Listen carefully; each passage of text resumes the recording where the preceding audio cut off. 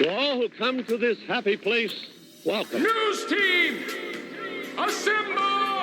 Joining us live because if you want to know anything about the Outer Banks, Sam Walker's the dude to fill you in. The sea was angry that day, my friends. Like an old man trying to send back soup in a deli. Always appreciate talking to you. Always good stuff with Sam Walker in the Outer Banks. Now here's Les Nessman and the news. And good morning, everyone. Welcome to OBX Today Live here on Facebook and YouTube. I'm Sam Walker. Glad to have you along with us on this Tuesday morning. Doing things a little different today. We're going to be talking with Jessica Sands. She's on with us now via Zoom from the Dare County Arts Council. Jessica, good morning. Thanks for being back with us here on OBX Today Live. Good morning, Sam. I've missed you over the last couple of months. Glad to be reconnecting as we ramp things up over here at the Arts Council. Indeed. And you have been uber busy since the holidays at the Dare County Arts Council, at the Theater of Dare. But let's start with the Dare County Arts Council because I know you've been you guys have had shows going on at the same time. You've been doing all types of stuff. Shows wrapping up, shows getting ready to open. Get right to some of the stuff that's going on at the Arts Council. Sure. We just wrapped up the annual Frank Stick Memorial Art Show. Actually, right behind me, I have Taylor Williams, whose piece that was decided Best in Show this year. So that's really exciting. We had some amazing art. We had some fun evening receptions, and we're already looking forward to doing the Molly Fearing because it's great to bring all the community together and gather all their different art pieces. And it's just such a fun event. Indeed. And I know, now that things are getting pretty much back to normal now, you guys having the gallery open, being able to do the receptions and all the different things that go with these shows. I know you guys are really excited to be able to bring people back to the gallery, but also just to get together and see each other since we haven't been able to do things like that in 2 years. Yeah. This Friday, we have a couple exhibits opening and we're having an opening reception again. So we're excited to do that. I can tell you about the reception, the exhibits coming. We actually, in celebration of Women's History Month, which is March, we have 2 exhibits opening featuring 4 Outer Banks artists. And we're just delighted to welcome them into our space. Downstairs in the Vault Gallery, Kinga Rojic will be having her exhibit, Nature's Medicine Cabinet. Lots of ideas about how nature is healing and things like that. So she's a painter, as most of you know. And then upstairs, we're going to have, it's called Her Ironic World, and it features 3 artists. One is Dawn Moraga. A lot of you might know her as Red Dawn. She's a musician, artist. You can find her at Ashley's Espresso Parlor a lot. We also have Jasmine Miller. She does charcoal work. And then we have Holly Overton, who's from here, and she's currently in New York, but she's coming back to be featured in this exhibit. So all 4 of those artists will be here. Their exhibit opens this Friday. We're going to have food. We're going to have drinks. We're going to have live music from some student musicians. And I hope people will come. It's kind of going to be like a mini First Friday. So this Friday from 6 to 8, it's going to be great. Come down. You just mentioned First Friday because usually a lot of times he's been able to coordinate these events to be around First Friday. Plans for that? What's looking like as far as over the next months ahead? So First Friday is happening every month. The first Friday of every month from now until November, we've got plans. In fact, we've got musicians booked for almost everyone already. Our exhibit schedule is already set, and we're actually connecting with other galleries around downtown Manio to encourage them to stay open too, so we can add even more art, more gallery walks, different things like that. So it's full on and we're ready. We're excited to welcome everybody back to downtown Manio for every First Friday for all of 2022. Is that what year we're in now? Oh, yeah. Oh my goodness. I know. Yeah. I was still trying to say, are we February? It's March now. So it's trying to figure out what day it is. Some days is difficult still. If you see a bird flying around, a bird just came into the gallery. Oh, wow. Yeah. Oh, okay. Jessica Sands with the Dare County Arts Council with us here on OBX Today Live. A lot of other stuff going on besides the shows. You guys have a number of workshops you do throughout the year, and a lot of these are very popular and they fill up quick. What's some of the stuff you got coming up, and what's some of the stuff people need to be planning for in the weeks, months ahead? Yeah, so in a couple weeks, we have a digital photography workshop.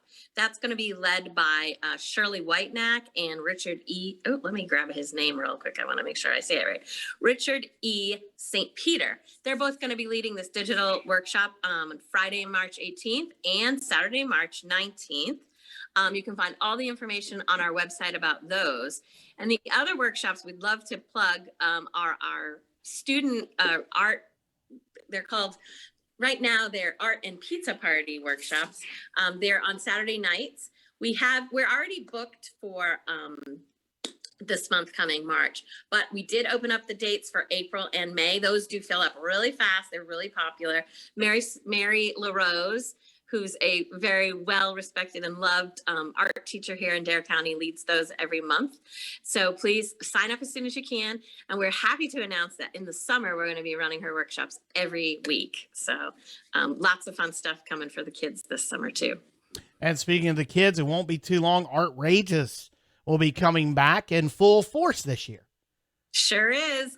It's the 33rd annual Artrageous Kids Art Festival. It's going to be on Saturday, May 7th in Dowdy Park. We'll be partnering with the town of Nags Head. So the information about that for vendors and other community organizations who want to come will be released next week, hopefully. But it's full on. We're ready to go. We've got our food vendors. We're working on our theme, and we're excited to bring it back.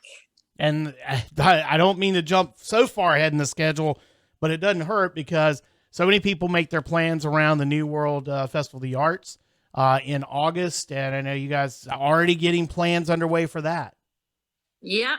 So that one's going to be really special. First of all, it's the 40th annual New World Festival of the Arts. Second of all, we're gonna do some special things to honor Eddie Green, who is the founder of the festival, and we're also inviting back the original artists who participated for a special reception. That it's going to be middle of August. I think it's the 16th and 17th. And again, we'll be putting out information for our vendors. But yeah, it's going to be a pretty special one coming up this summer for sure.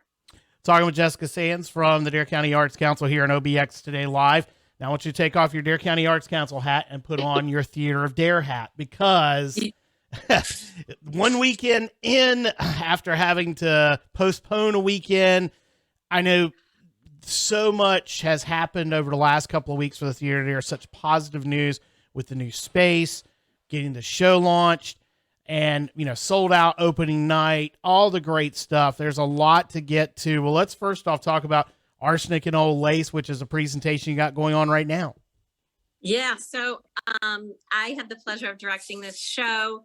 It is just such a fun and fantastic night if you can get out. We had 3 sold out performances this weekend, so I highly encourage everybody to buy their tickets ahead of time. $10 gets you a couple hours of live theater, and it's really wonderful. If you talk to anyone who's been, I'm sure they could tell you what a fun night of laughs. And just, again, the gathering of people together to get back to some normalcy has been so amazing. The show's great, and opening it in our new space is absolutely spectacular. That space hasn't, it's changed hands and it's changed names and whatnot, but the people involved in this, everyone volunteers, have really put all of their effort in, and when you step in there, you'll see it's just perfect for us. And so get your tickets. It runs Friday, Saturday, 7:30, and Sunday at 2, and that's it. Once it's closed, it's closed. With the new space, the Theater of Dare, and then we're going to call it. It's the Theater of Dare, the Kitty Hawk Plaza. Theater of Dare. That's what it is. And to have that big sign out there, to have the marquee, to have a permanent home that is the Theater of Dare space.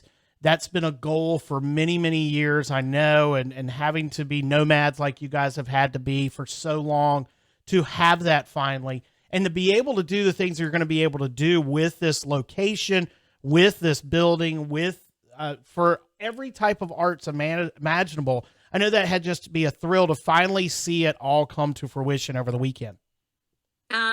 You just, unless you were there behind the scenes, you really don't know how powerful and rewarding it was to see all that hard work come together.